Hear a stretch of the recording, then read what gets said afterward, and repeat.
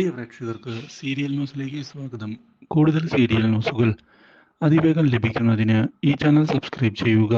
Bell icon മറക്കാതെ click ചെയ്യുക. Video ഇഷ്ടമായി എങ്കിൽ ലൈക്ക് ചെയ്യാൻ മറക്കരുത്. ദേവബാലയെ ഞെട്ടിച്ചുകൊണ്ടുള്ള പുതിയ വഴിത്തിരിവുകൾ ഉണ്ടായിരിക്കുകയാണ്.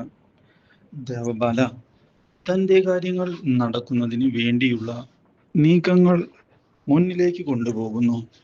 ഇതേ തുടർന്നാണ് പുതിയ വഴിത്തിരിവുകൾ ഉണ്ടാകുന്നത്. കാര്യങ്ങൾ മനസ്സിലാക്കിയതിനെ തുടർന്ന് ഈശ ഉടൻ തന്നെ അഭിഷേകിനെ ചെന്ന് കണ്ടിരിക്കുകയാണ്. അഭിഷേകിനോട് ഇതേ തുടർന്ന് കാര്യങ്ങൾ പറയാൻ തയ്യാറാവുകയും ചെയ്യുന്നു. അഭിഷേക്, കാര്യങ്ങൾ വിചാരിച്ചതുപോലെ അല്ല, ചെറിയൊരു പ്രശ്നമുണ്ട്. എന്ത് പ്രശ്നം? പറ. എന്തെങ്കിലും ബുദ്ധിമുട്ടുണ്ടോ നിനക്ക്? ഉണ്ടെങ്കിൽ നമുക്കത് സോൾവ് ചെയ്യാം. എനിക്കല്ല, ദേവബാല. ദേവബാല ഇപ്പോൾ രാഹുലിന്റെ കൂടെയാണ്. ആ കാര്യം നീ അറിഞ്ഞോ? രാഹുലിന്റെ കൂടെയോ? മനസ്സിലായില്ല. അവർ തമ്മിൽ എന്തൊക്കെയോ പ്ലാൻ ചെയ്യുന്നുണ്ട് എന്നാണ് എനിക്ക് അറിയാൻ സാധിച്ചത്. അതുകൊണ്ട് തന്നെ നീ സൂക്ഷിക്കണമെന്നാണ് ഞാൻ പറയുന്നത്. എന്തെങ്കിലും പ്ലാൻ ഇല്ലാതെ രാഹുൽ ഇങ്ങനെ മുന്നിലേക്ക് പോവുകയില്ല എന്ന് എനിക്ക് ഉറപ്പുണ്ട്.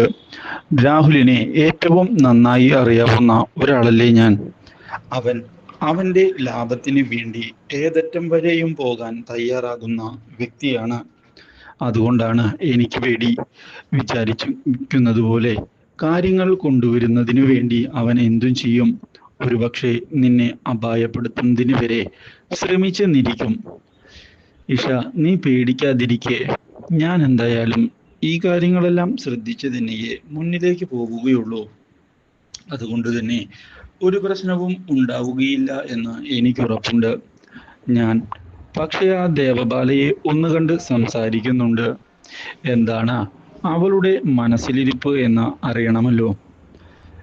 ഇതേ തുടർന്ന് ദേവബാലയെ കാണുന്നതിനായി എത്തിയിരിക്കുകയാണ് അഭിഷേക്. മാത്രവുമല്ല, ഇതോടെ ദേവബാല, നീ രാഹുലുമായിട്ട് എന്താണ് ഇടപാട്? ഇത് കേട്ട് ദേവബാല ഒന്ന് ഞെട്ടുകയാണ്. എന്തിടപാട്? ഒരു ഇടപാടുമില്ല. നീ രാഹുലിനെ കാണാൻ പോകുന്ന വിവരമെല്ലാം ഞാൻ അറിയുന്നുണ്ട്. എന്താണ് നിന്റെ മനസ്സിൽ? ആ രാഹുലുമായുള്ള കൂട്ടുകെട്ട് അത്ര നല്ലതിനല്ല. നീ എന്തിനാണ് ആവശ്യമില്ലാത്ത കാര്യങ്ങളിൽ ഇടപെടുന്നത് അബി? നിന്റെ ജീവിതത്തിൽ ഞാൻ ഇടപെടരുത് എന്ന് നീ പറഞ്ഞല്ലോ. അതുപോലെ തന്നെയല്ലേ എൻ്റെ ജീവിതത്തിലും നീ ഇപ്പോൾ ഇടപെടുന്നത്. അതിലെന്ത് ന്യായമാണുള്ളത്? ഞാൻ ന്യായത്തിൻ്റെ കാര്യമൊന്നും പറയുന്നതിന് വേണ്ടിയല്ല വന്നത്. എനിക്ക് നിന്നോട് ഈ കാര്യം പറയണമെന്ന് തോന്നി. വെറുതെ ഓരോ വലയിൽ ചെന്ന് ചാടാതിരിക്കുന്നതാണ് ദേവബാല നിനക്ക് നല്ലത്. അവനെ വിശ്വസിക്കാൻ കൊള്ളില്ല. നീ അത് മനസ്സിലാക്കിയോ എന്ന് പറഞ്ഞ് അഭിഷേക് പോകുന്നു. ഇത് കേൾക്കുന്ന ദേവരാജൻ ഇതോടെ അവിടേക്ക് കടന്നു വരികയാണ്. ദേവബാല, എന്താണ് കാര്യം? അച്ഛനോട് പറ. എന്താണ് ആ രാഹുലുമായിട്ട്? ഒന്നുമില്ല അച്ഛാ, അതെല്ലാം വെറുമൊരു തെറ്റിദ്ധാരണയാ, അല്ലാതൊന്നുമില്ല.